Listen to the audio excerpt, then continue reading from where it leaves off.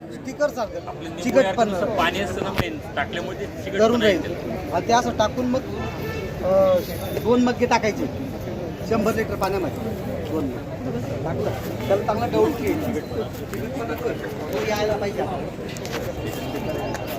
कचऱ्याने पाडून घेतले आपण झाडावर. आता ते तर मिक्स राहील साहेब आपण त्या सगळ्या वेगवेगळ्या करणार नाही पण जास्त वाढलेल्या आपलं पूर्ण झालेल्या जर राहिल्या तर त्या निंबाचा पालाचा करतो निंबाचा पाला 5 किलो जर घेतला त्याला चांगलं कुटून घ्यायचं त्याचं पेस्ट तयार करायची आणि पेस्ट तयार केल्यानंतर मग त्याचा वापर करायचा. किती दिवस टिकतं? हे ते कमीत कमी 3 ते 4 महिने आपल्याला ठेवतो.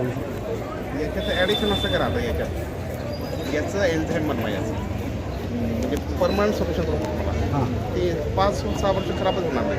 शेतकरी कंटाळा करणार नाही. काय करायचं 1 किलो जर तुम्ही निंबोळी घेतलं ना त्याला फुटून घ्यायचं 10 लिटर पाणी घ्या आणि 3 किलो गूळ टाका त्याच्यात आणि ते 90 दिवस हवा बंद ठेवा. किती हवा बंद बिलकुल हवा बंद ठेवायचं त्याला 90 दिवस हवा बंद ठेवलं ना याच्यापेक्षा जास्त पॉवरफुल तयार होतं आणि ते 5-6 वर्ष टिकेल. म्हणजे बदल कल्चर तयार होईल. हां म्हणजे त्याला म्हणतात एन्झाईम कडू एन्झाईम म्हणतात त्याला. मग ते किती घ्यायचं मग प्रमाण हे ठेवा तुम्ही पण छान रिपोर्ट आहे आणि शेतकऱ्यांना प्रॉपर बनवायची गरज नाही. परमनंट सोल्युशन द्या. धन्यवाद धन्यवाद 1-3-10 1-3-10 म्हणजे 1 किलो निंबोळी 3 किलो गूळ आणि 10 लिटर पाणी. मग किती बनवायचं हे तुम्ही ठरवा. जेवढं एका लिटर हां. 1 एकरसाठी होऊ शकतं. हां आता एखाद्या शेतकरी ताक नसेल आपण फ्लॉवरिंगसाठी ताकची शिफारस करतो तिथं ते निंबूचं एन्झाईम बनवा फ्लॉवरिंगसाठी अल्टरनेट द्या. याच्यात असं आहे चिंच आहे ना चिंचचं पण पाणी टाकता येईल. नाही चिंच नाही पण नाही ते चिंचचं आहे ना ते फ्लॉवरिंगसाठी होतं आंबट एन्झाईम तयार होतं. हे कडू एन्झाईम म्हणतात आंबट गोड आणि कडू. म्हणजे आपले किडे प्रकाराप्रमाणे आपल्याला use करतो. हां म्हणजे गोड राहील ना जर जमिनीत सोडलं तर ते जीवनवाढीसाठी काम व्हायला हेल्प होईल. कडू आंबट हे फ्लॉवरिंगसाठी आणि कडू हे पिढीसाठी. आहे सर. अजून इम्प्रूव्हमेंट सांगेल तुम्हाला मी. चालेल आम्ही तुम्हाला फोन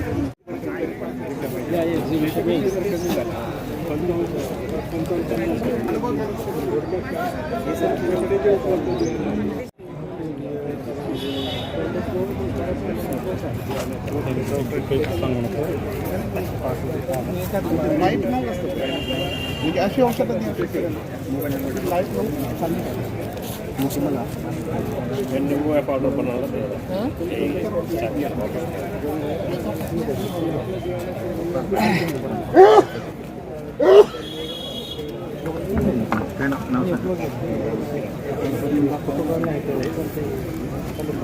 आता आहे ना त्याचं वाचेल ना 6 ते 7 वर्ष हां अजून मी त्याच्याकडून ना मी प्रयोग करतो म्हणजे डाळी वगैरे असतात ना तर ती पानगळ करण्यासाठी आणि गोमूत्र बघ गोमूत्र